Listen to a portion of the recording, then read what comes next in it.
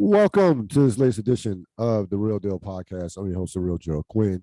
Episode 822 of the Ril Dil Podcast. Seemingly as always. I'm he's a regular. He's been a regular for the last month. Welcome back again, Rob Sapp. How you doing, Mr. Sapp? I'm doing really well. How you doing, sir? I am good. So we did a podcast last Wednesday. And then Thursday, Friday, Saturday comes, and then early Sunday, and I'm like, you know what? Me and Seth might not do a podcast this week. And then North Carolina wins. So I'm like, oh damn. Yep. Duke, North Carolina, it's going down. And then Oscar night happens. I'm like, yeah, well, okay. It's just. So things find a way to just bring us back together for another week. And then some NFL stuff happens, of course. The NFL was like, you think we're going to get left out of this? Nah. So we are here. A couple of big stories that happened. One happened last night. Another one happened just happened.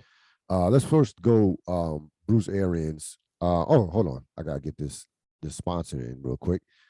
This podcast is sponsored by All Calculated Measures. Shout out to my man Adrian McDonald. Provide me one of his clothing line, a T-shirt, which I posted on my Instagram. So hopefully we can get him on the podcast in a couple of weeks.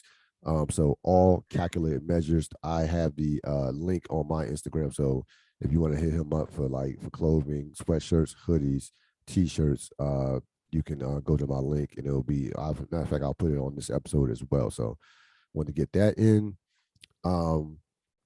Bruce Arians resigns? ? Also, Bobby Wagner goes to the Rams. Let's deal with the Bruce Arians resignation as he, in essence, gets kicked upstairs to do some scout stuff, some upper personnel type deal. I have a theory on this. What are your thoughts when you first heard this? I mean, I got to take it from the very joking circumstance first. And so when I was talking about this with my peoples at work, it's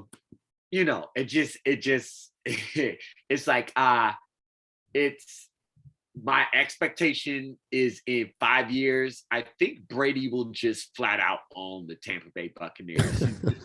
Ownership. You know what? I don't feel like y'all owners anymore. I want to own the team. And they're going to be like, yep, cool. You're right. We'll leave all the keys and documents right here for you. And, let us know how the franchise does from now again. Emperor Brady. I mean, it just is what it is. So if I take it a little bit more like reality based, then it's more so like Brady was more valuable to the Bucs than Bruce Arians was. And Brady gives no F's about Bruce Arians and doesn't have any of the same obstacles in place that were there for Bill Belichick in Foxborough, in Patriots land. And so, I can't read this any other way than Brady's not going to retire ever, and therefore he will need a certain type of team always, and there will be significant resources / bending of lots of different things in order to continue to keep that roster up to what Brady will need for however long it is that he's playing. And I don't know if Bruce Arians would have been cool with that, and just quite flat out, honestly, how long he was going to be around anyway. So this is definitely management going, we value Brady more than Bruce Arians. Okay, so first of all, just shout out to Bruce Arians for making sure that Todd Bowles got the job. Deserves a lot of credit for that. That was great. He's hired a number of black assistant coaches. and has gone out of his way to fight for Black assistant coaches. So I gotta get that, throw that into the mix. Yeah, He's definitely like that. 69 years old, been around forever. Is a football lifer, 50 years in football altogether. High school, he was at Temple. He's been assistant to, head coaches everywhere, at Indianapolis. So he's a lifer, football lifer. 69. I think when people see these type of decisions, we immediately go to like conspiracy theories, things of that nature. We kind of dismiss. 69 is not, it's not young. He has some. I think he has some grandkids. I don't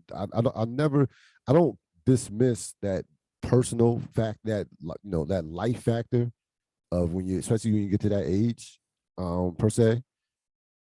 But we gotta call this what it is. To your point, this was Tom Brady all the way pushing out Bruce Arians, but doing it very, very sophisticatedly. I don't think Tom Brady went to the ownership and said, "Hey, if Bruce is back, I'm not coming back." I don't think that happened. I don't. What I think happens is, and I've seen this, and I've seen this over the course of my career. When you want somebody out, you start giving them responsibilities that they don't want to do. That's kind of like a subtle way of doing it. So what I think happened with Bruce Arians, I think it's like the organization's coming to Bruce Arians is like, yo, Tom thinks that OTAs should begin at this time. Bruce, what are your thoughts? Hey, Bruce, Tom thinks, that we should try this with our offense. What are your thoughts? I think some shit like that actually happened. And folks, if you don't know what type of personality Bruce Arians is, Bruce Arians, yes, he respects Tom Brady, but Bruce Arians also loves Bruce Arians. And Bruce Arians as a coach probably thinks he's the best coach in the world. He has that level of confidence. And I'm not knocking that. To get to that level, to get to what he's done, you have to believe that in a sense. So he's not I'm kissing Brady's ass. No. He respects Brady. They had some, some stuff, philosophically differences last year at the beginning, there were reports that came out at the beginning of the season, things of that nature. I think it got to a point where Bruce Arians was like, yo, man, fuck this. I'm not going to do this for a whole nother year. I can spend this until hey, I got Todd Bowles a job. I can get kicked upstairs. He basically almost, in a way, it came two ways. I think him and the organization basically Urban Burrell him. Like, yeah, you're not going to be the coach anymore, but hey, we'll give you a nice, comfortable, management job where you got to work basically a third of the hours. So if you don't make a lot of noise about it. Yes, if you don't, right. Yeah, yes. Don't go out screaming, which he didn't. Yeah. He did not go out screaming. He made this all about Todd Bowles. He made this all about, hey, thanks to the organization. Got to coach Tom Brady. He did not, he went out very quiet. And but he did say too, he said, I wanted to kind of control the narrative. I didn't want to say Brady got hurt, we be 10-7, and then it'd be a situation where there'll be 30 candidates for the coaching job. So he really spent this until I'm being progressive, hiring the black man. He kind of, and I said this at the top. He has hired, it's not bullshit. He has hired a number of black assistants. So that's what I think happened. What are your thoughts? No, I agree. And listen, give Arians credit. He is a part of the turnaround of that organization. Smart guy, very smart offensive guy. Again, we know as a very, very good coach, above average coach, probably doesn't have enough wins to get into a Hall of Fame, but he has a Super Bowl, For the Brady aspect, this was just an absolute win for Brady on so many levels. First of all, you look at the course of Brady's career, right? He's been connected to a number of high-profile offensive minds, coordinators per se, whether it's Josh McDaniels, Charlie Weiss, Bill O'Brien, a number of them. Now, we know that Brady is the major reason for the success on the field. We understand that. But those guys have eaten off Brady. They've gotten high profile jobs because of Brady. Now you have a situation where you have Byron Leftwich, and all due respect to him, and I'm not saying he's not as good as coach as some of those guys, he won't be, but he's not the high profile. He's not on that level as far as being a high profile offensive, not considered to be like offensive guru per se. Here's all you have to say around that, Ril. He's Brady's peer, and he's not as good as Brady. Yes. No. Yeah. Exactly. No. Without question. But there's now, a difference when they're like like the older generation, they had knowledge that they could impart. This one, like even Belichick, I'm sure you've heard this over and over again, but Belichick with Brady said, especially towards the end of the career, end of his time there, because again, Brady's never ever retiring. The end of his time in Foxborough, the challenge was bringing something new, bringing a new challenge to Brady. And so I say that to say that is somebody, Bill Belichick, study, the old thing, forgotten more football than, most of us will ever know, yada, yada, yada, still find that challenging. There's just no way a peer can bring something to the table that would elevate an already elevated game. That's what I'm saying. Right. No question about it. And you can always have a second eye on your craft. Absolutely. Right. But to me, you know what I compare this to? Bringing new concepts and new things and new concepts that a veteran quarterback would be engaged in and then feel comfortable in a quick enough time. That's challenging and that's next level. And I think that's what you're referring to. But what I'm also saying too is there's no Brady's gonna get it's gonna be kind of like what Peyton Manning and Tom Moore. Brady is basically the offensive coordinator, the quarterback, the offensive coordinator, the head coach. It's Brady's That's world. Also why, Tybo's black, everything good, but Tybo's perfect, right? Yes, he's perfect. He's a defensive guy. He's a defensive guy. Yes. He's not at all off. He's not going to. There's no way he. No, those conversations are like, hey, Tom, what do you want to do? What do you think, Tom? It's Tom's playbook. Period. Yes. It is. End of story. There's no other part of this sentence. So this was a win. Like Brady. Couple years he'd be on in the box. Come on him. Go find some way. So man, yeah.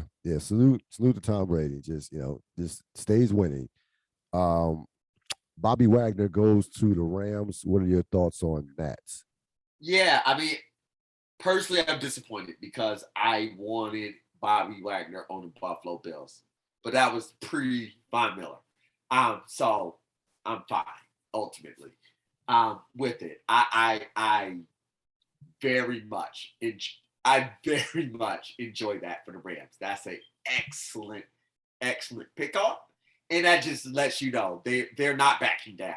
No. They're not backing down. No. And so they see the NFC as we all see the NFC. Wide open.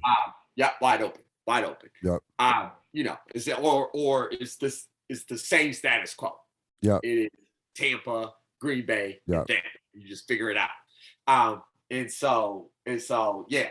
And they're not backing down. Bobby Wagner is a very, very good player. Oh no, Bobby Wagner is going to the Hall of Fame. No, he's going to the Hall of Fame. That is a fantastic and can still play at a high level. So it is a fantastic signing. That's a no. There's no negative in this situation. I also want to bring up too about from the money standpoint. Contract worth $50 million. Incentives could be up to $65 million. We talk about all the Rams have done all these big contracts the Rams have. They just, re-signed, gave Stafford an extension, $160 million and what have you. I don't want to hear anything about salary cap. If your team wants to sign somebody and you have the right capologist working for your franchise, you can make anything happen money-wise. To the Green Bay people, I'm going back to that about, we couldn't afford both. No, that's bullshit. You actually could have. Like, stop it. Or we couldn't sign this player along with this player. No, you can make that shit happen. Like, don't like we. I see trees. I've seen the salary cap be twisted and manipulated so many 10 different ways from Sunday. Yeah, don't tell me there's no way, there's no money per se. Yeah, you had the right people working for it. The Rams clearly know what they're doing. From that standpoint, yeah, you can if you want a player badly, you got Von Miller, you can make it happen. So no, but great. That's a great signing. He's still a high level player. Such And he's never, the thing about it, he's never hurt. Never hurt. nope. Like, he's durable, locker room, leadership, none, you don't gotta deal with no bullshit with him. He just wants to play football at a high level. And that's all you can ask for. Of course, Saturday, we get college sports, to me, greatest rivalry in college sports, even over Michigan Ohio State football. I think one of the greatest rivalries in all the sports history. I would put it up there with anything, maybe with the exception of, say, Lakers Celtics. This is it. UNC Duke meeting in the tournament, let alone the Final Four, but in a tournament for the first time ever. A lot of that, of course, is due to the fact that they have been so dominant that a lot of times it's strategic from the NCAA standpoint that you can't play, that they try to avoid having those teams meet unless it's to the Elite Eight or Sweet 16. And there's only been one other time that they could have met. That was in '91, where Duke won the championship. Of course, had that classic victory over UNLV, and North Carolina lost to Kansas. So, again, this is as good as it gets. Again, this is not hyperbole.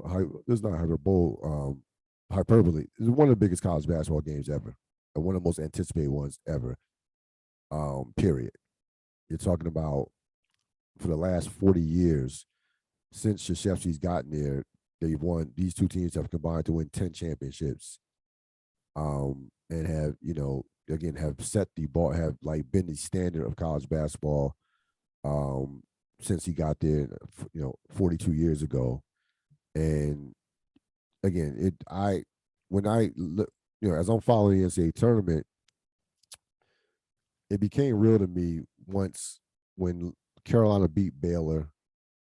You see Carolina beat Baylor. You see Kentucky get the bounce in the first round. And then you see, St. Peter's goes on their run. So they start knocking big, major teams out. Gonzaga loses. So that clears the way for Duke to an extent. And it's like, and I look at the bracket, I was like, this thing might happen. I don't want to jinx it, but this thing could happen. And then, of course, when Duke beats Arkansas, and again St. Peter's beats Purdue, and beats Purdue in the Sweet 16. It's like, all right, this thing is going to happen. As a lifelong Duke fan, which you have been, what are your thoughts leading up to this game? Yeah, I mean, there, you gave a great synopsis, but to me, it just boils down to a very simple thing. This could be Coach K's last game, Yep. and UNC could be the one to bounce him out. Yep. That's simple.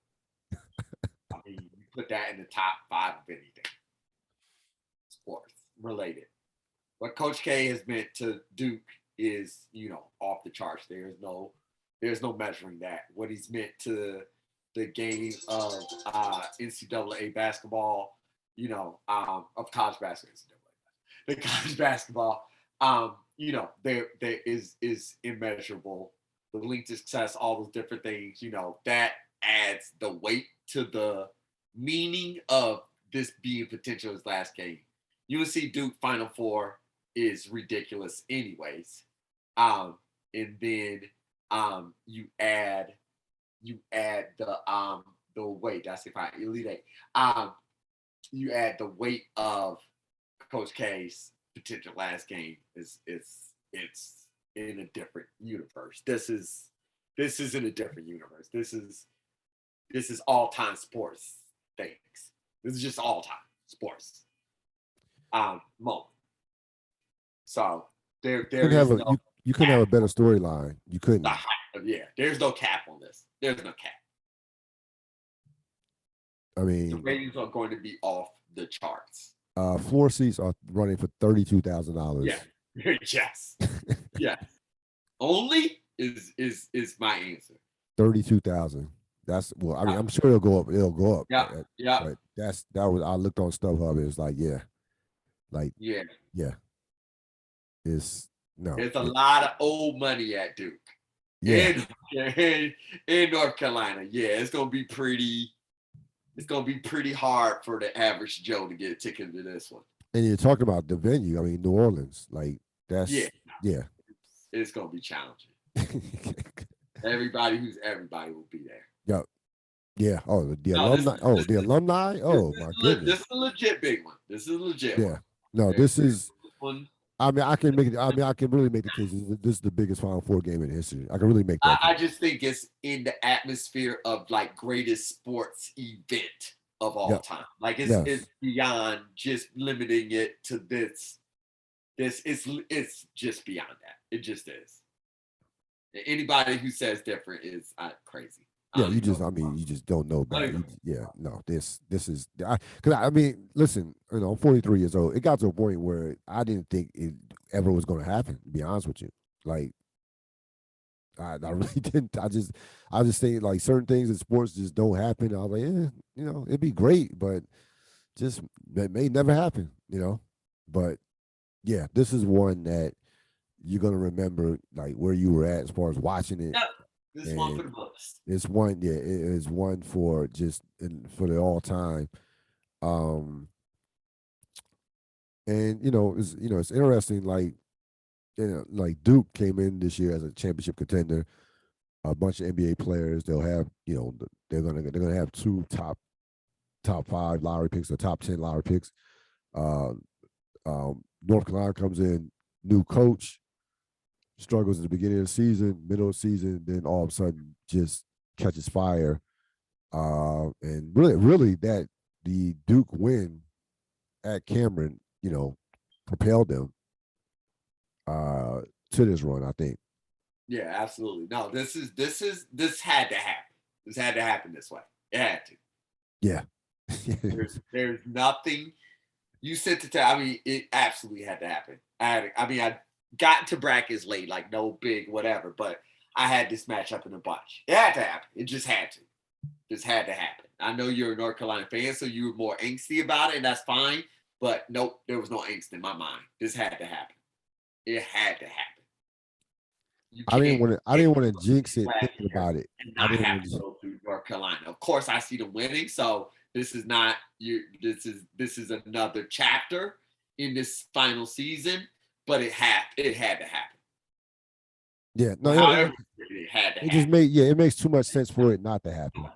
Yeah, it just makes too much sense for it not to happen. And like I said, this will be really, I think, looking at the Final Four as a whole, like if they played a late game, right? They played a late game. The winner of the Kansas Villanova game really will have an advantage Monday. I think these two teams are going to beat the hell out of each other. I agree. I really do. I think there's going to be an emotional draining. If I would want to be playing the first game. I always think first of all the turnaround is quick. It's always quick in the Final Four. You go from Saturday night to Monday. It's always a quick turnaround, especially for college kids. So I always was a big believer in if you had your preference, you would want to play the first game anyway for more rest. But this in particular, I mean it's going to be a bloodbath from that standpoint. So it'll be very interesting to see whoever wins recovers the recovery from Monday night. I want to talk to you especially about the Coach K legacy. Man, 42 years, the 5 titles, what he turned Duke into, the Olympic gold medals. He helps resurrect the U.S. Olympic thing, which will be, second on his perch, on his things of just incredible things he's done. of course, behind Duke. But I think this is the last of, Coach K is like the last of this breed that we will never see anybody stay this long and stay this long like this. I think that day is done. You talking about in college basketball? Yes. Yeah. Oh yeah. Without a doubt. I mean, I just think as you were talking, it's Red Auerbach territory. Yep. The Cleveland Browns owner, like Paul Wright, like that. You're on Rushmore coaches, like just so Right. very, very high in the air. Again, this is such a big deal because this is a career that transcends the actual sport that it's in, right? Like it's bigger than just Duke. Duke is a big part of it, and there's a lot that goes into that. But as you say, you bring in the USA, it's just bigger than the actual sport that is there. And so again, you once you get to a certain level, then you expand outside of the borders of your sport for greatness. Because there is no Matt, it's John Wooden, and then you got Coach K. And then John Wooden is way up in the atmosphere as well. So it's just it is you're just at a very, very high level of compliments that you were just raining down. There's literally nothing bad to say when you were giving a talent, a coaching talent in this case of that level, their flowers. There's just literally nothing bad to say. He I think the most important like thing about Coach K in regards to the basketball is how much the fact that he was able to evolve with the times. There was a time when players stayed all 4 years. About 25 years ago, 30 years ago, and I remember that '99 Duke team. The McGetty, Brand, all those guys, Avery, one of the great Duke team, one of the great college basketball teams of all time that didn't win. Maybe the greatest team of all time that didn't win. Definitely one of the best in recent memory. They leave as freshmen or sophomores, excuse me, and he has to, again, he had to develop and he had to go with that. Like, all right, this is the reality now. Then he starts getting one and done players and having to do that and mix it. So I've seen a lot of coaches like Bobby Knight could not evolve. Like it ended pretty badly for Bobby Knight. As great as a coach he was, and he was a great coach, but couldn't evolve. He wasn't going. He wasn't going to evolve into this whole one and done, and it's all about the players. Wasn't going to happen. So certain coaches like that's rarefied air to just continuously evolve, like your recruiting approach, style of play. You're going from good to great to immortal. And that's Yes. everything you're talking about, you're listing in immortal. Bobby, who's the coach you were just talking about? Bobby Knight. Bobby Knight. Bobby Brown just kept popping in my head. Bobby Knight was a great coach. Yes. Legendary coach. He's an immortal. Yes. And you can't be an immortal if you can't evolve over decades. No. Right? We're not just talking about a run. We're talking about you got to be you have to do this for decades, generations. Yes. You have to impact generations to be an immortal coach. You just do. Yeah. I mean, like, it's a thing about how many guys you put at that in sports or who are at that level. I mean, Belichick. Yes, absolutely. Lombardi. I think Lombard. I mean, that was tough for me, for someone who didn't see. I wonder how much credit he gets for having being the first to get to Super Bowl. I would pause on Lombardi. Me personally. Popovich. I would probably pause on Popovich as well. And probably say no to Immortal. Phil Jackson. Immortal.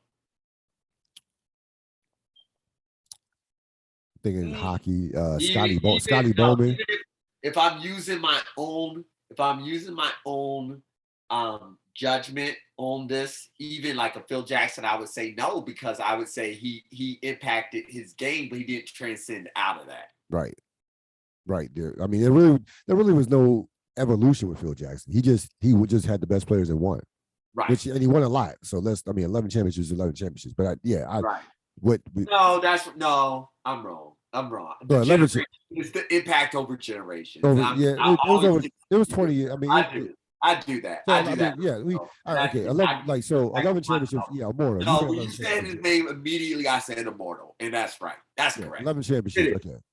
It is. It's not. I mean, it's not total about the championships. It's just like, and as I heard myself say those words, that's why I was like, "You're being ridiculous." It like his impact transcends his sport. It does. Pat Riley. It does. Pat Riley. If I throw in the general manager stuff, that one is right on the line. I think I probably say yes, but 5 championships as a coach. That's right on the line. He built Miami. I mean, like what? I would say yes. I think yes. What he did for LA, like LA still lives off of that legacy. Right. That Showtime, that was him and Magic. Yep. Like that piece built it. You know, Kareem was amazing, but Kareem was the angry one and just didn't want to do the things that elevated LA to LA. Right. Yeah. No. Yeah, Magic changed. Magic. It was Magic and Jerry Buss, Magic, Pat Riley. Yeah. Yeah. So that impact is tremendous. Of course, we already said Red Auerbach, of course. Yeah. The point is, folks, it's not that many. It's really it's not that many. I mean, I had to really scratch. Like, I'm sure if I dug harder, if I could find. No, it's very few. You should know. This can't be a deep list. This one can't be a deep list. Immortals are 2. It's the Mount Rushmore. Right. There shouldn't be a lot of room for that, and we just don't know enough about hockey or soccer or something like that. You know, to break. I'm sure, like, you look at different sports, you could pick out, but I like probably if we're being fair and honest, the franchises that ring out, you could probably pick one of the coaches from them, right? The ones that truly ring out. Right. You're talking about LA. You're talking about the Yankees. You're talking about Pittsburgh. You're talking about, I was trying to get like a more smaller market city before I go to Boston, and there was another one I was thinking about that just jumped out of my head. But you get what I'm saying. Like the things that are indisputable to sports fans and bring in casual people as well. When your name rings out like that, your franchise rings out like that, then you're in immortal status.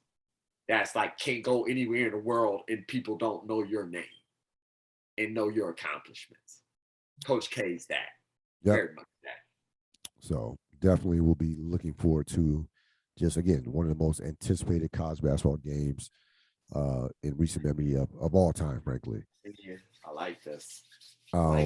So credit to Rob Sapp, tossed around he gave me an idea in terms of, it's a fun exercise. It is. It was a very fun exercise. It was all the movement. Oh, it's a fun exercise. It was a lot. I had a lot of fun with this. So this is basically this is basically my rankings of the AFC, because the NFC is whatever at the NFC, and Rob Sapp didn't care about the NFC at all. At all. This is my rankings. Worried about them in the Super Bowl at all. This is my rankings post. Now free agency is not over, but the majority of the big names have been signed as of right now. There's still some guys. Yes, there's still all some the information we have at this. Yeah, there's still some guys out there, and I'll we'll talk about that. But pre-draft, Yep. Middle free agency, trades, cuts. This is I mean, this people get to make billions of mock drafts. Like every other day, a different mock draft is coming out. yes. We can do rankings. Yes. Before the draft. I get it, right. but we can do rankings. Yeah, we can do rankings. These are, of course, there's 7 playoff spots. These are my 7 teams that I feel like will be in the playoffs as of right now on the 31st of March, 2022. Buffalo Bills. Because 20 minutes from now, something crazy could happen. Yep.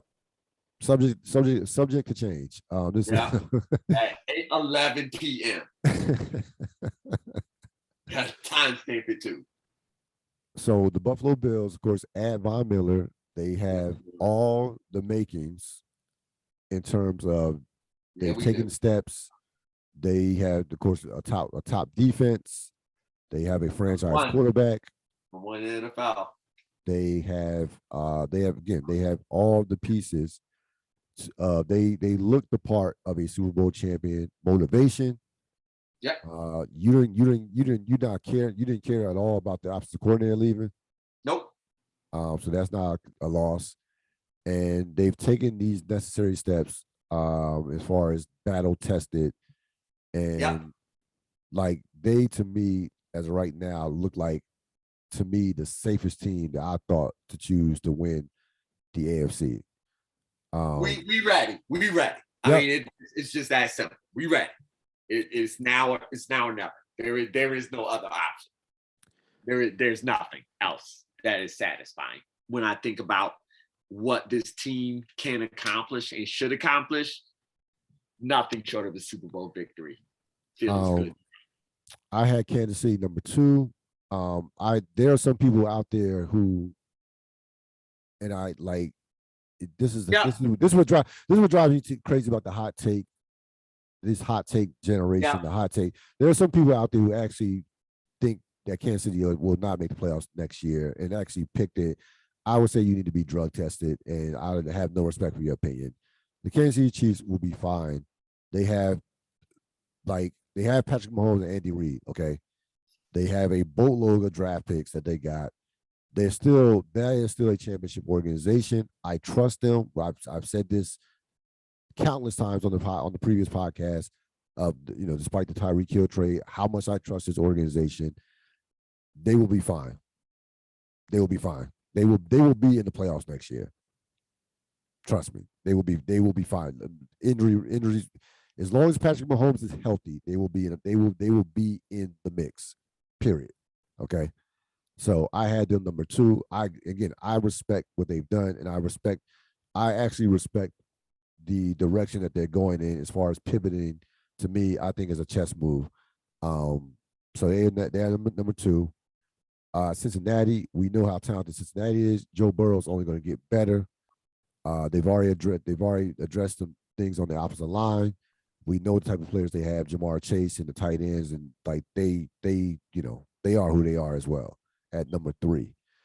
Now it gets kind of interesting. It got fun after those 3. Denver Broncos.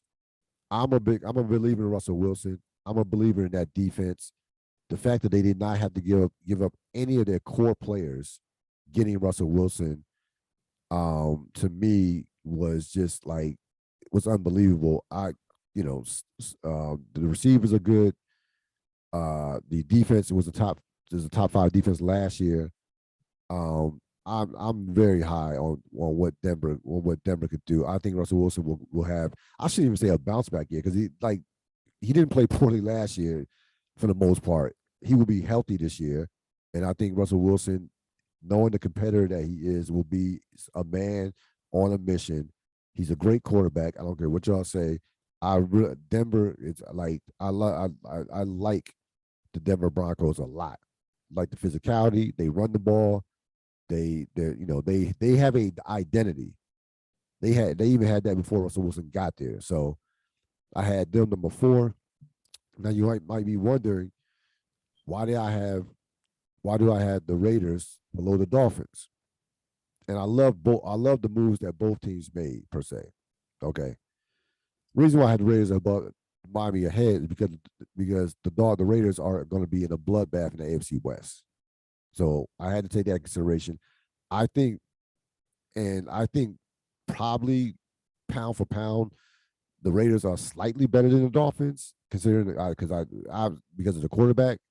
But the Dolphins, let's not mistake it. The Dolphins improved a lot with the moves that they made. They made a lot of improvements, opposite line, receivers.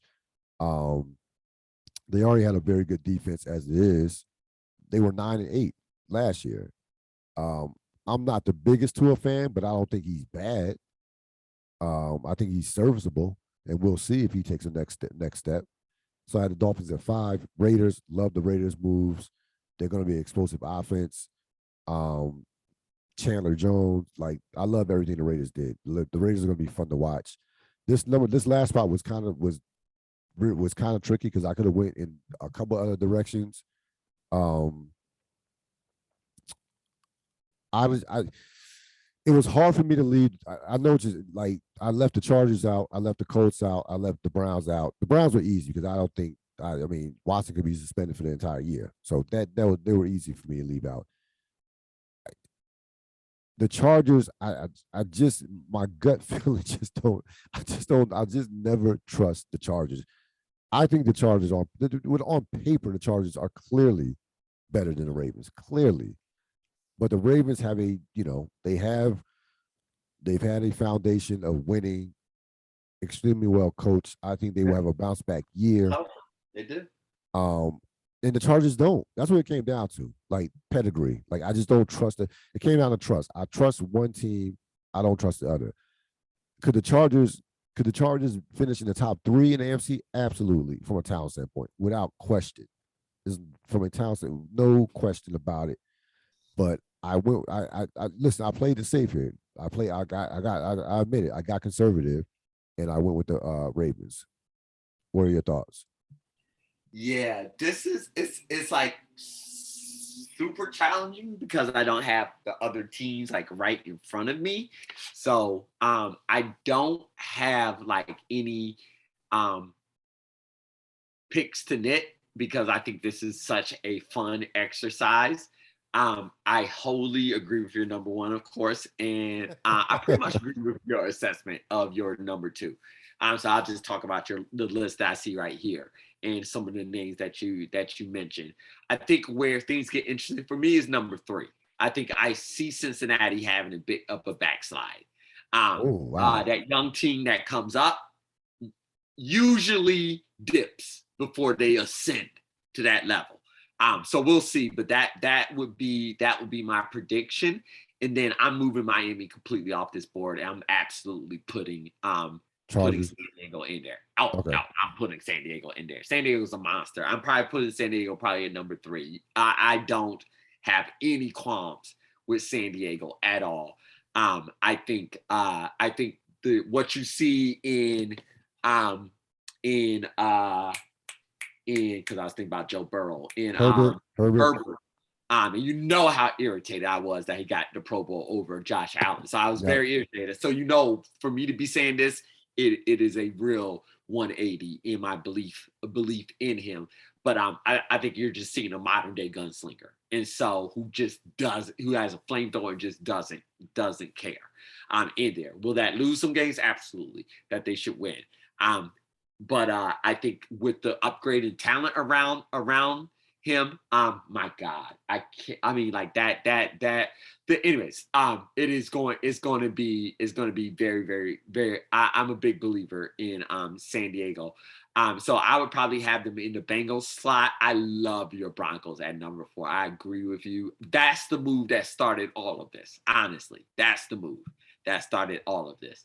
I am not as high as some people are on the offensive talent around Denver, but I am very high on the talent of Russell Westbrook. He is a game. Wilson. Russell Wilson. He is a game. I heard myself say it. Russell Wilson. He is a game changer in football. And so I hate that he's in AFC because it just makes it crazy. I love where you have I love where you have the Las Vegas Raiders. I would be tempted to move them higher. I love the Devontae Adams trade. Yep. I love that trade. I thought the Raiders were going to be the team to back down. And they're not. And so I love them where they are. Honestly, as we dive into the AFC West, this could all flip flop. I could easily see the argument where Denver and Vegas flips, where Kansas City, Denver flips, where Kansas City Raiders. The Raiders have never been afraid of the Chiefs, and now they have the firepower to punch them in the mouths, right? And to go back at them on defense. So I could see an argument for the Raiders being over the Chiefs. The Ravens are an enigma.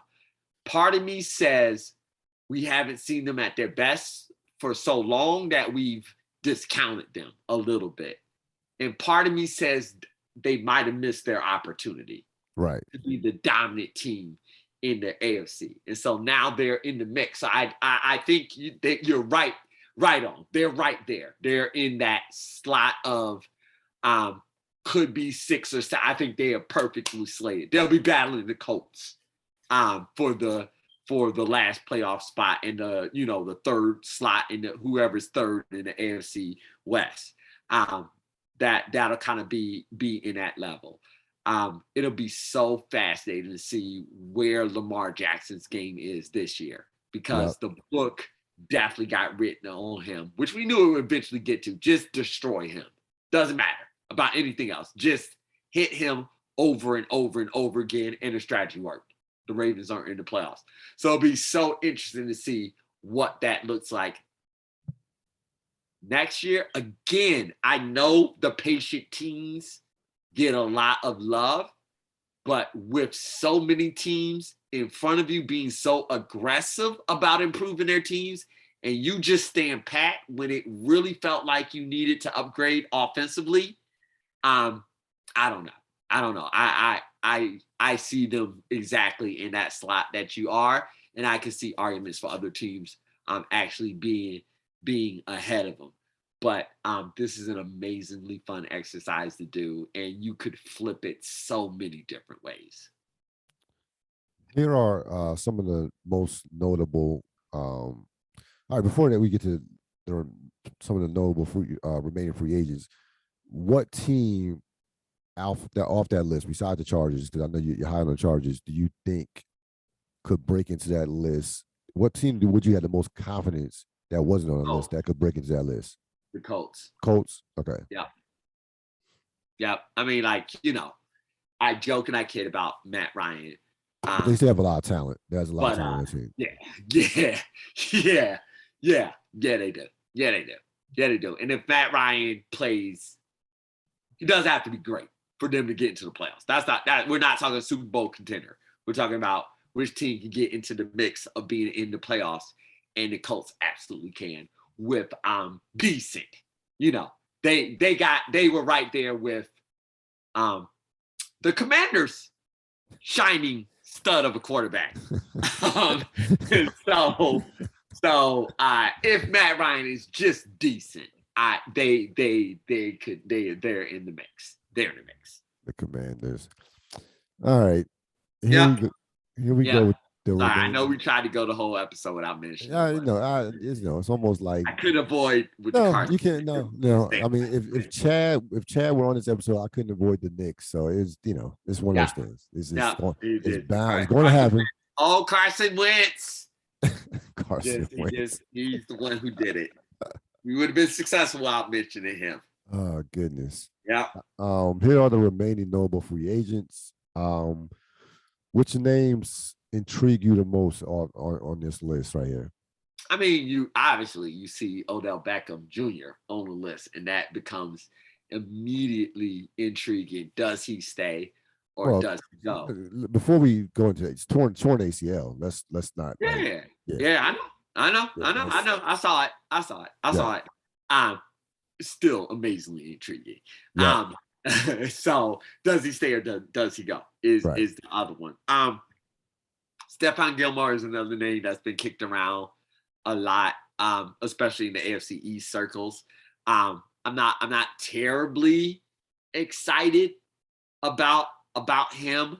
I think again, like a Gilmour on the Rams, scary. A Gilmour on, let's name one of those other teams we even talking about. Like Gilmour on the Chiefs. How about the Chiefs? Fine. Yes, perfect. Gilmour and the Chiefs, not worried. Right? Like I don't think he has the physical gifts that flash. That's just like, oh, he's a problem anywhere he goes.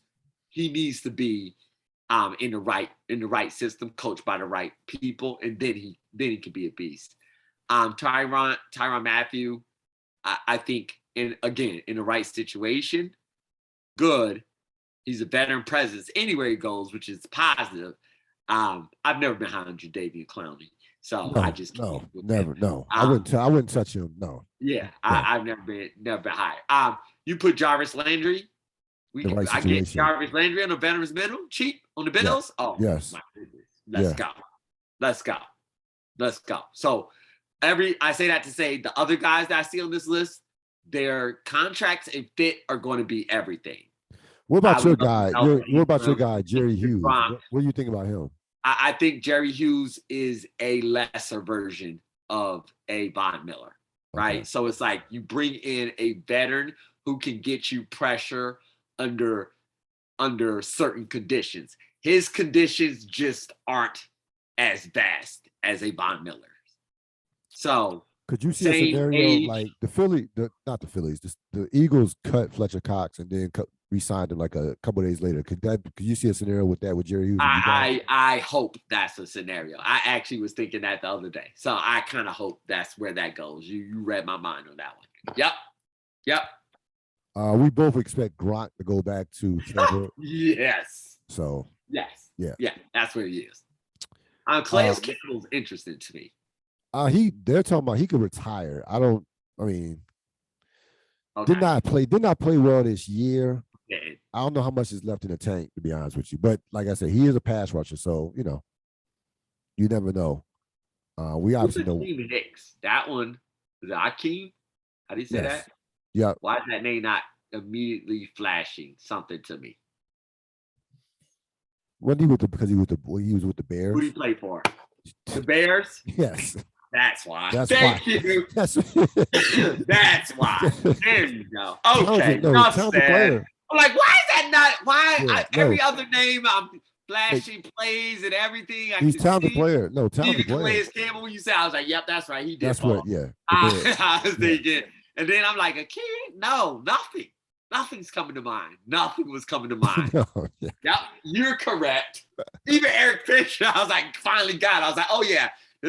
I just can't. I can't get anything.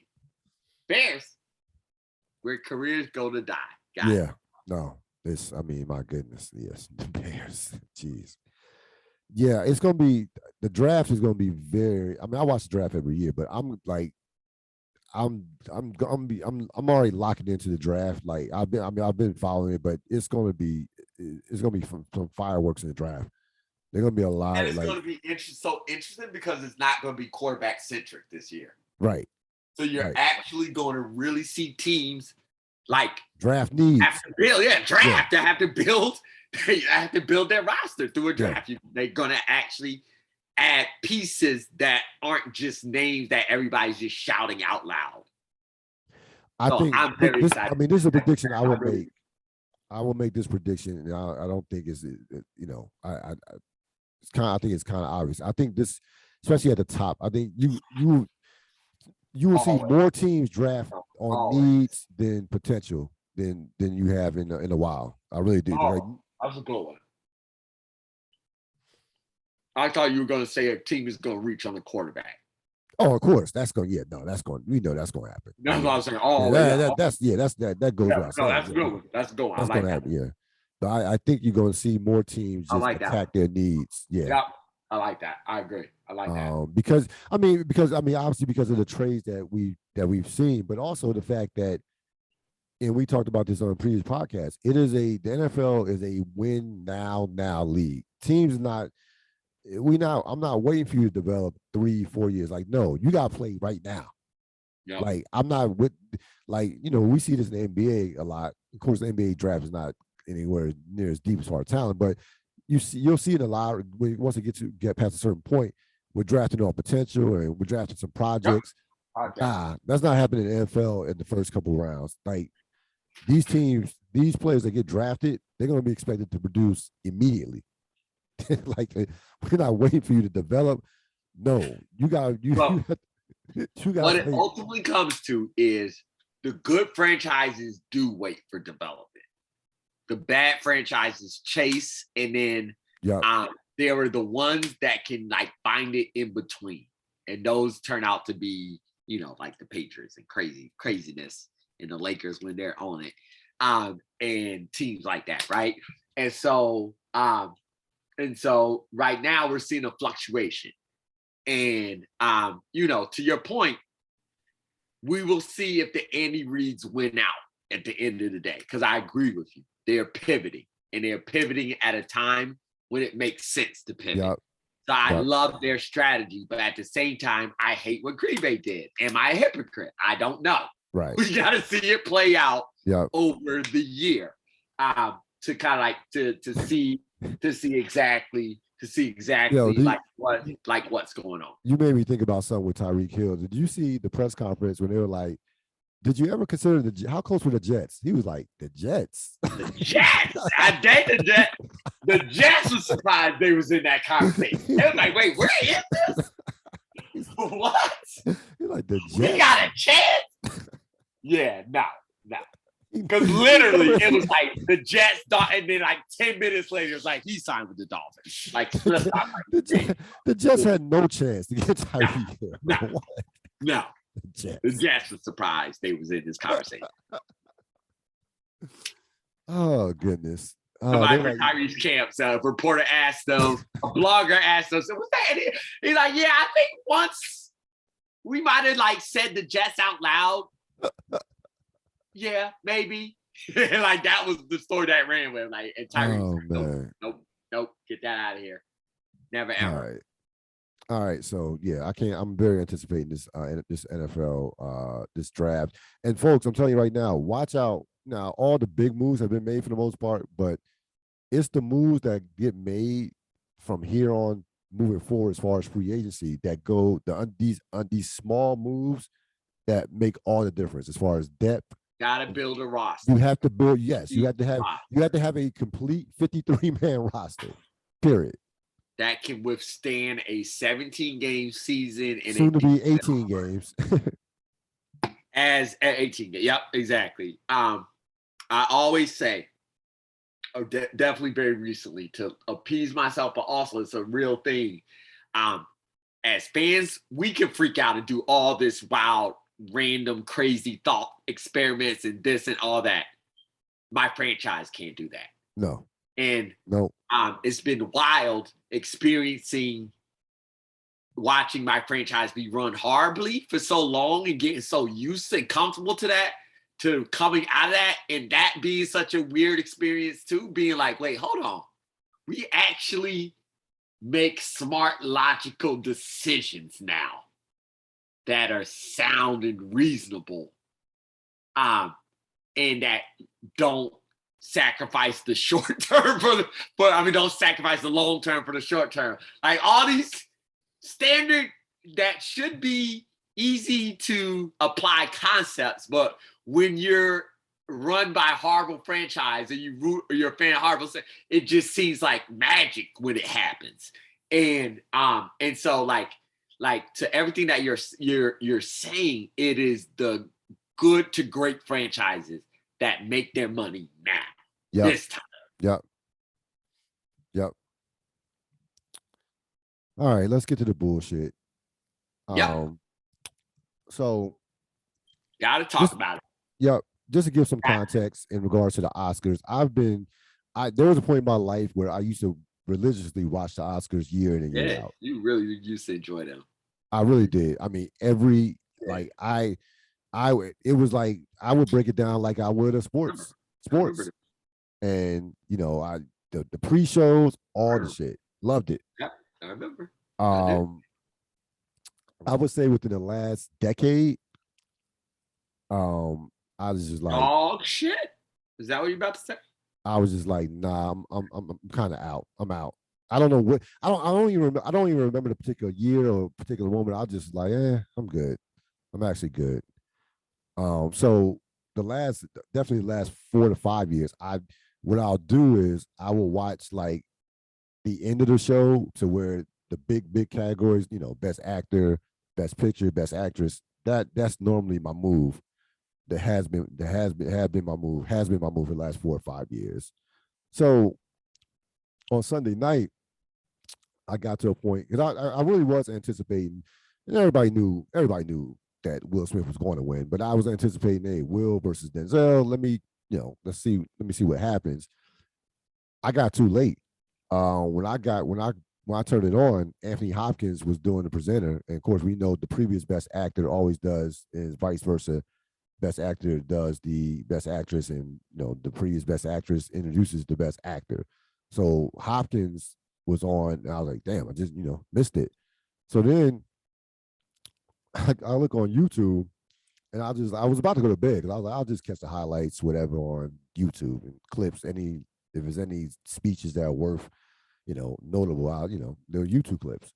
So then I see this, Chris Rock, Will Smith hits Chris Rock, and I'm like, I didn't see, like, I didn't click on the video. I just looked at the headline, and I'm with the internet, you just never know. Like it's clickbait city with the internet, and I'm like, immediately when I see it, without even pressing the video to start, I'm thinking like, oh, he must have just went up there and joked, and they, cause they had, went up there and not fake box, but just went up there and joking.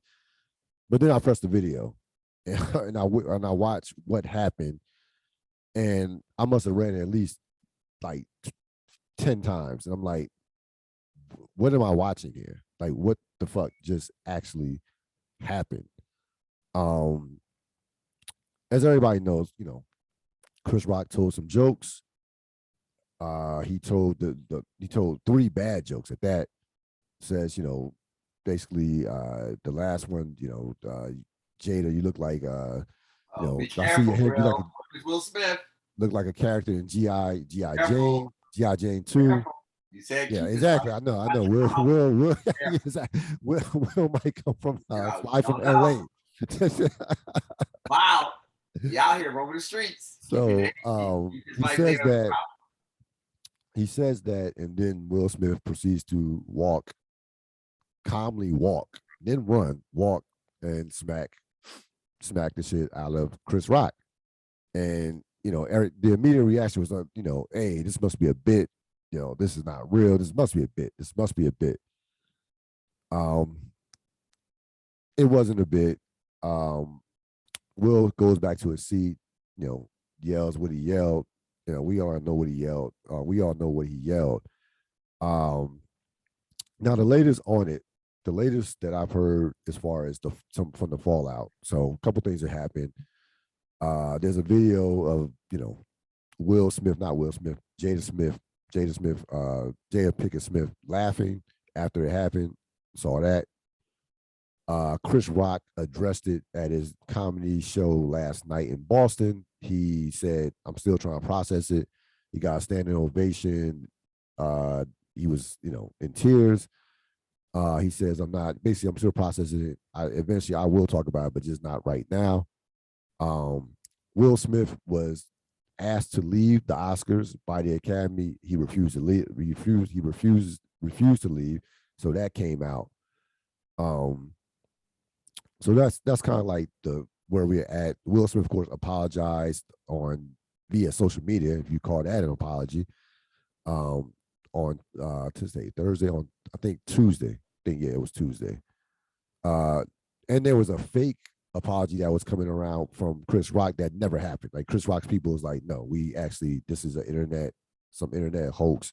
We haven't sent out. That Chris didn't make any statement or apologize to Will Smith, which he shouldn't, by the way. So here's my take on it. I don't think it was a bit, but I think that Will Smith. I think that this was premeditated by Will Smith. I'm not buying the whole he just snapped and in that moment just blanked out, and which he could have, but I think I'm looking at Will Smith. This is what you got to remember about Will Smith. I think was lost as we've watched him being clowned the last couple of years with entanglement and all this shit that's going on in his personal life. This is a very smart guy. Okay, you don't get to become the biggest movie star for a decade he got to that level because of how strategic he was in terms of how he coordinated and curated his career. If you remember, I got to get an alien. That was one of his famous lines. In terms of he had this vision of being the biggest movie star in the world, and he became. And to his credit, he had an insane work ethic.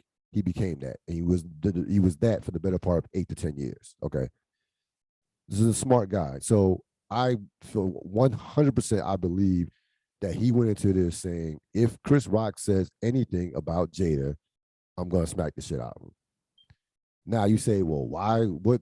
What rhyme or reason besides revenge on Chris Rock? Bingo, check mark. So there are a couple boxes here that he checked off.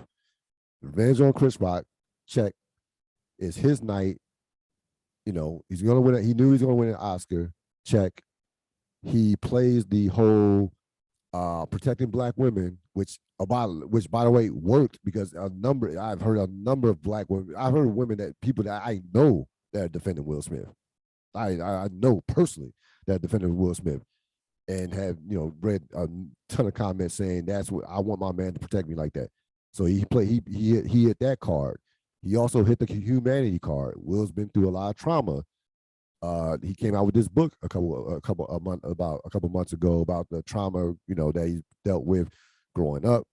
So from a humanity, he checked that box. He checked all the boxes, and this is what happens, folks.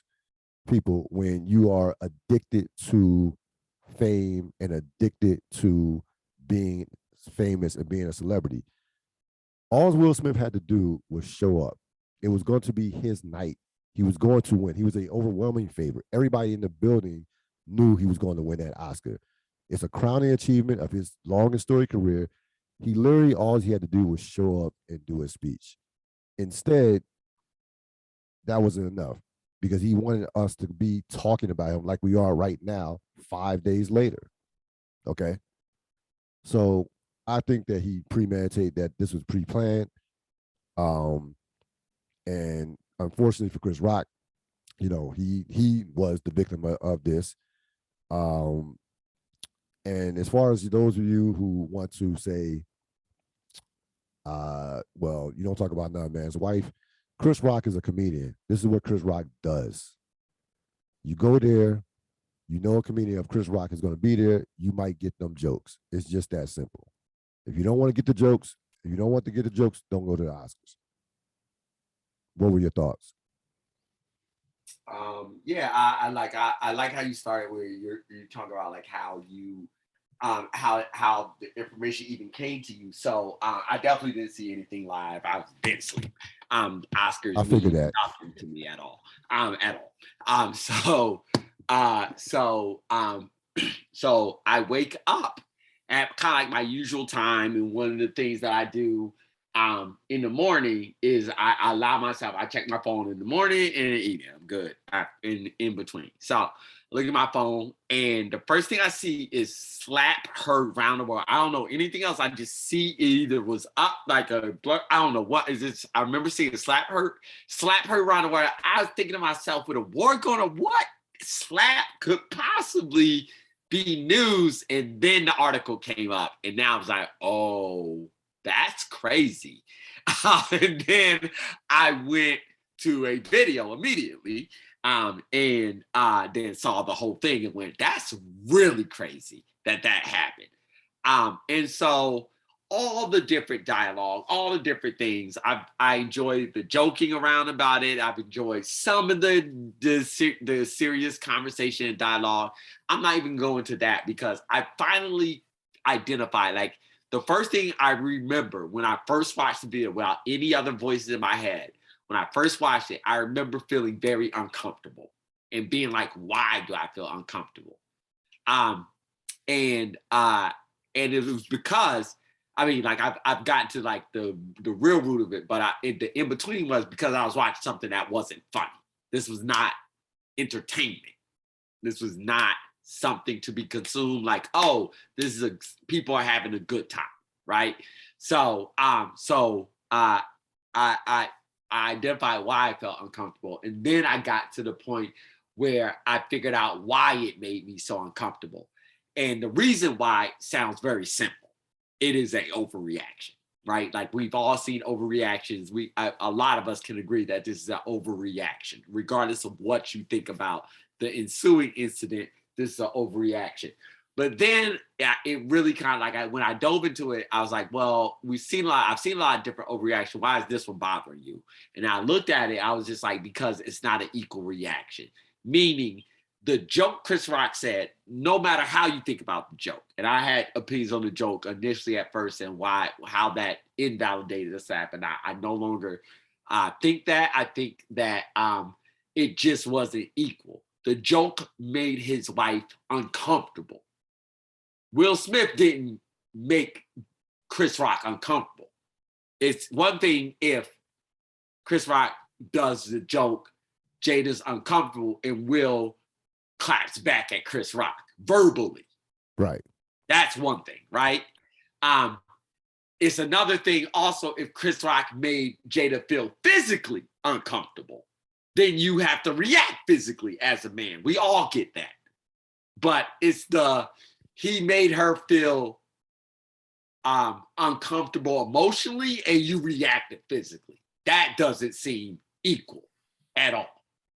And so I think that's my problem with the action, and that is ultimately my problem with the action, and then a big problem I had with his acceptance speech at the end of the night. I thought it was a rambling, babbling, effing mess of a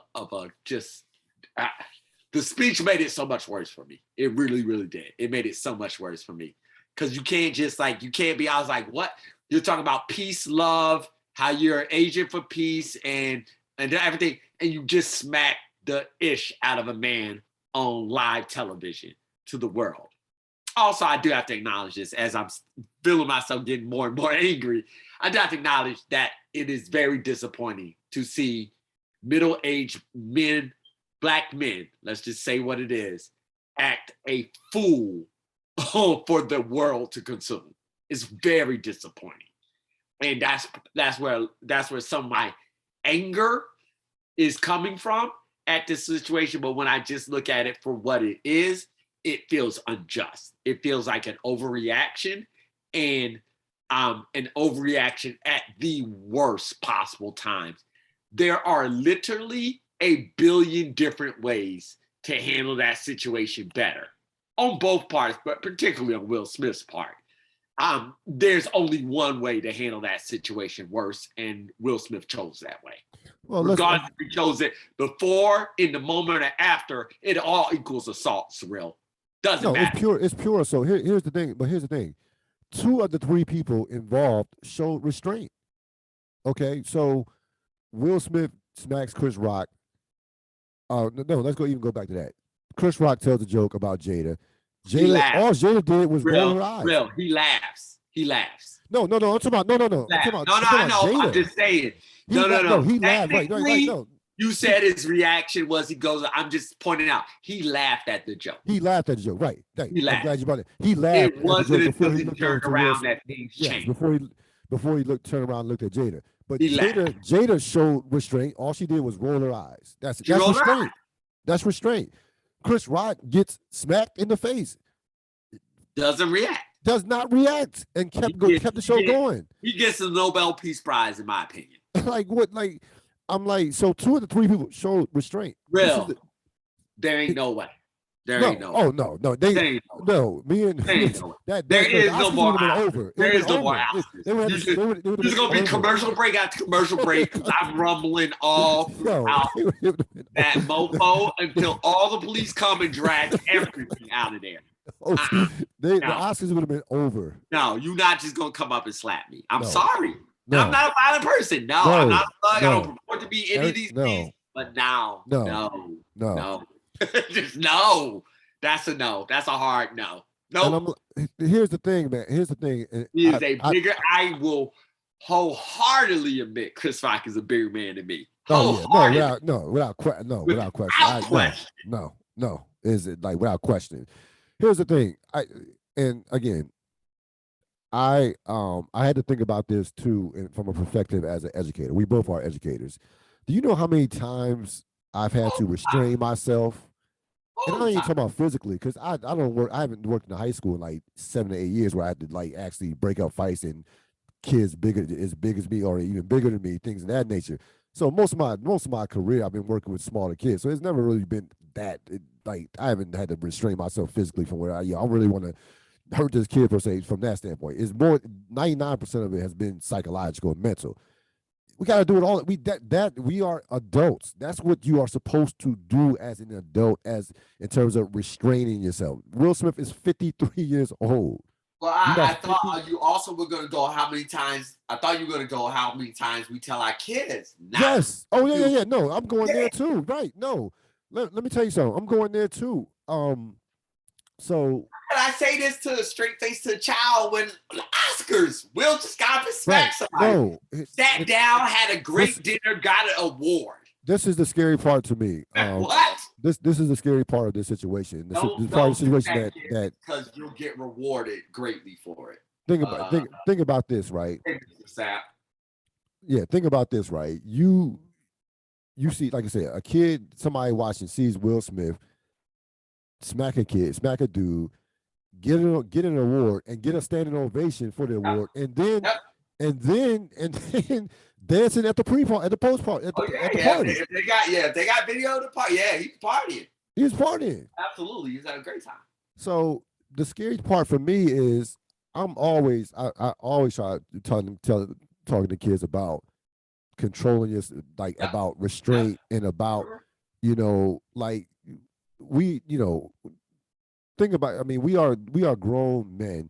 99% of the 99% of stuff you deal with, you're gonna have to use your mind, not your fist for. 99% of stuff you over the course of life. Yep. So that's what pissed me off about the reaction and the defense of Will Smith. Like, and I'll get to the protecting black women thing in a second, but we're talking about violence. That was an assault. Period. That's you can't hit people, Rel. You just can't hit people. You can't go around. That was a pure doesn't matter assault. If they made you sad. It really doesn't. You can't hit them. No. You just can't. So they said something mean to you. Yep. Still can't hit them. We have these conversations all day, all the time. And am I correct? Yes. Yep, I get it. He called you the biggest, ugliest, fattest thing he's ever seen. Yep. Still can't punch him. Can't choke him. Sorry. Can't do it. Can't do it. Yep. Why? Because your physical body is not hurt. That inside pain, grown man I'm talking to, that inside pain, guess what? That'll go away really quickly. Bruises take a little bit of time. So just for all those different, the fact of the matter just simply comes down, you may not hit somebody because they hurt your feelings. No. It's as simple human nature as it can get. You just may not. Yeah, but unfortunately, in the world we live in, being famous and wealthy give you certain privileges that the rest of us don't just get to enjoy. Yeah, and that I'm glad you made that, because that's gonna lead me into why, like, and again, I'm not trying to I'm not going back and forth and I'm not railing or attacking black women. I wholeheartedly agree that black women are the most disrespected beings, that they get shit on daily, racism, sexism, all that, without question. But sisters, that's not what Will Smith did. Is not protecting you. It is not. And if you have a husband, a son, and they do what Will Smith did, he's either gonna go to jail or he's gonna end up dead. Period. He's not gonna get that privilege to smack somebody and go back to his seat and without no consequences. So please take that into consideration when you defend this dude. I think I think it got to a point to where it was feelings over facts. Like people love the Smiths. And Jada's feelings, because Will's and Jada's feelings were hurt, we dismissed the facts that there was an assault. And that should never happen. So I can't I will in 1,000 years will never ever defend that action ever. To your point, clear overreaction. And Chris Rock gets the worst of it from a standpoint from he's gonna make a ton of money from these ticket sales and what have you, but here's the thing. He got smacked, number one. He's viewed as he's being called soft for not retaliating, and he's being attacked for the joke he made about Jada Pinkett. So Chris Rock got hit from all angles here. All angles. Versus nobody comes out of this looking good. Nobody. No, there's nobody. There were no winners. None.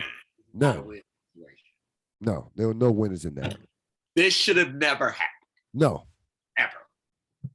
This is not a thing that anybody was worried about. That one of the celebrities would walk up and smack another celebrity. Nobody was worried, but nobody's ever been concerned about that in the history of Oscars ever. I want to address one last part of it, the reactions to it as well. Because there was three specific reactions. Kareem Abdul-Jabbar, Craig Melvin, and Stephen A. Smith basically said the same thing. You can't do that on that stage. It makes us look bad, so on and so forth. First of all, the Oscars, I'll say this with all of my chest. I don't give a fuck about the Oscars. Okay? We are all black. Will Smith does not represent Cyril William Gerald Quinn. Period. His actions don't represent me in any way, shape, or form. Okay? Stop trying to appease a group of people who don't give a fuck about you in terms of stereotypes and the perceptions. Stop. The big conversation shouldn't even be come down to even race. It's how we treat each other as human beings. Period. From that standpoint. So I don't want to hear this, I don't want to hear this tap dancing. Oh, it's the Oscars. You can't do that. That behavior is not okay in a room where if it was just Chris Rock and Will Smith, that would be, if they was with nobody watching, that behavior is not okay. So I don't give a shit that it was the Oscars or in front of all these white people. Please, I'm not no. This group, you have an establishment that doesn't give a shit about you, but you care about the perceptions of what they may think about your actions. No, enough of that. That to me, the bigger picture, the big thing is how we treat each other as people, white, black, or anything. There's a problem. And that's not how you treat a person at any level. So that kind of annoyed me in terms of some of the reactions that came from this. But again, getting back to my original point, Will Smith is addicted to being famous, and I don't think he can't live without the attention. It's one thing. It's a dangerous thing with validation. Like when you are constantly seeking someone's validation, because you get to a point where it's really unfulfilling. Because when you don't get the validation, it's like, is something wrong with me? Or when you do get the validation, it's like you crave more.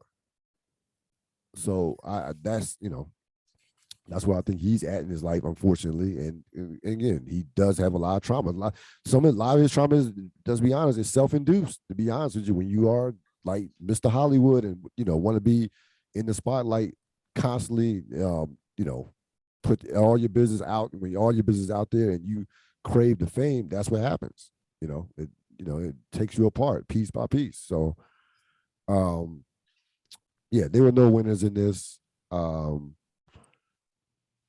It, to your point, it never ever should have happened. That's the bottom line. Never should have happened. Who won the week? Wow. Wow. In the NFL? No, just in let's say sports. Let's say sports. Yeah, sports. Wow. It is. Oh man, you hate to say it, but I think it's so true.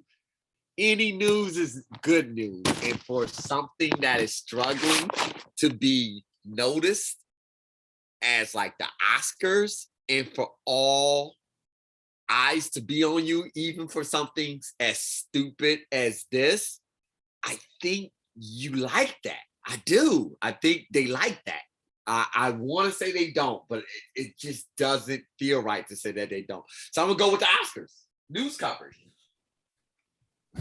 I mean, I can't disagree with that. It's hard. I don't want to give it. Well, no, here's. I mean, look. I don't think that's bad for them. I don't. No, I mean, no. It's gonna be. I mean, listen.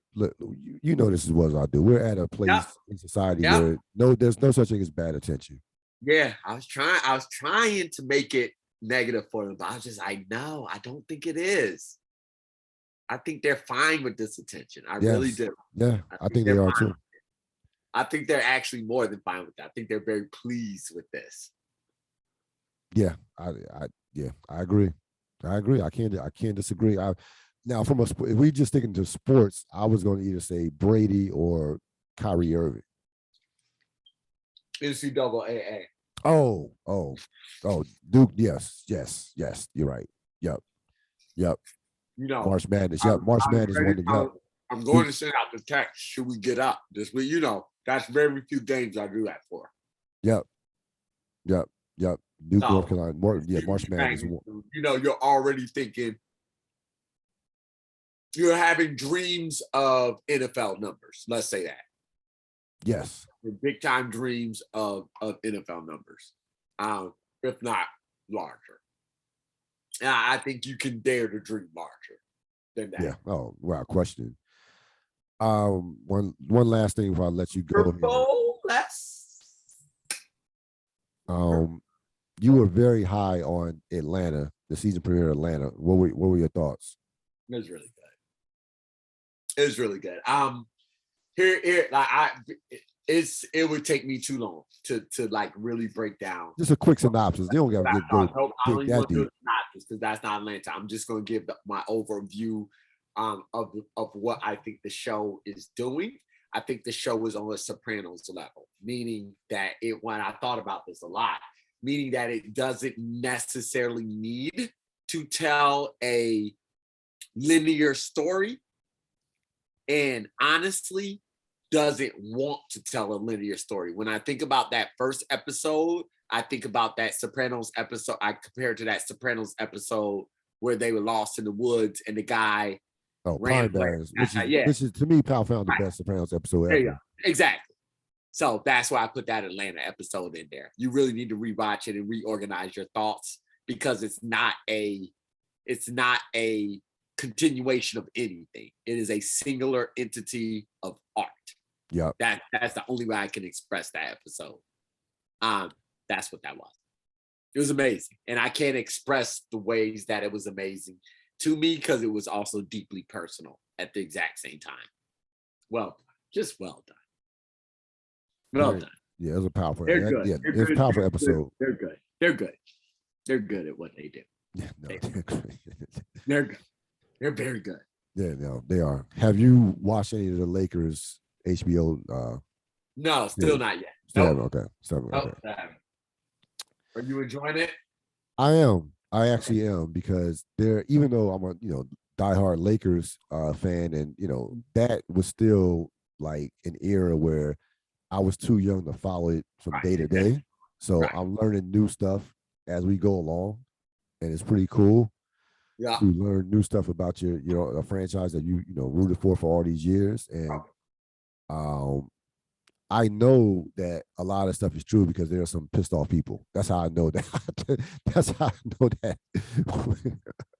When you But get some, also, it's a cool time for us in particular because the content creators are our ages. And so they're making stuff that of course they're fascinated, but it's people in our era that were right, so stuff we're fascinated by as well. So right, you're yes, absolutely right. Like that, and that's a great selling point to it. That's going to really elevated my interest in looking at the day-to-day, the new stuff that will be uncovered. I really like that. I the like that. cast, the cast is incredible. I Of course mean, it is. the cast is just insane.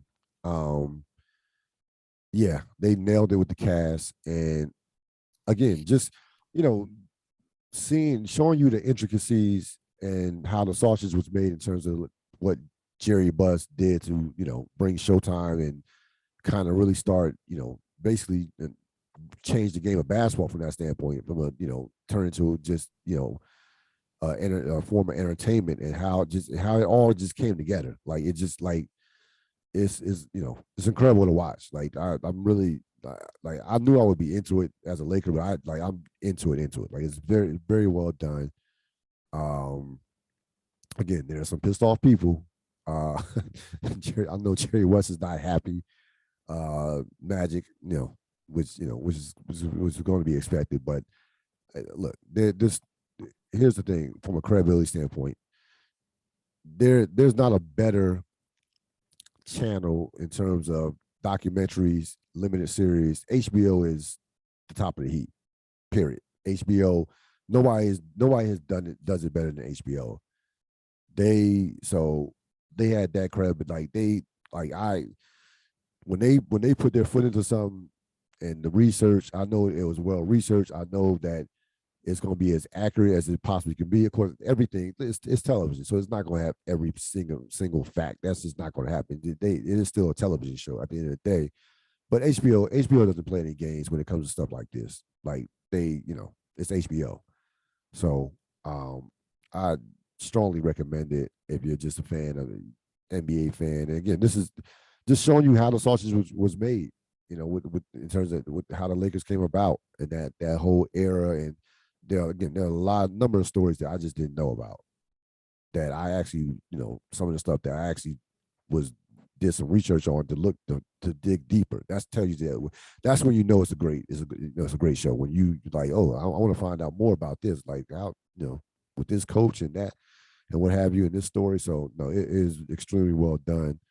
Again, they nailed it with the cast. They 100% nailed it with the cast. So I definitely would strongly recommend that.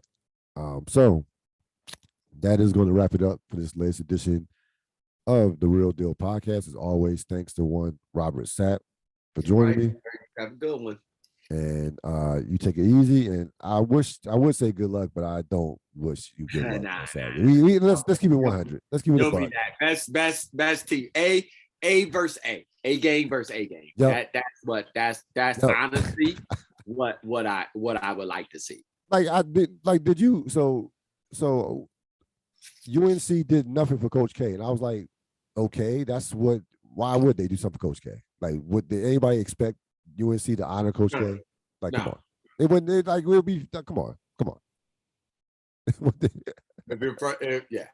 you understand the rivalry, that's not even. That's not. It shouldn't have been a surprise. No. Nobody's thinking about that. No. All right, brother. All right, sir. All right.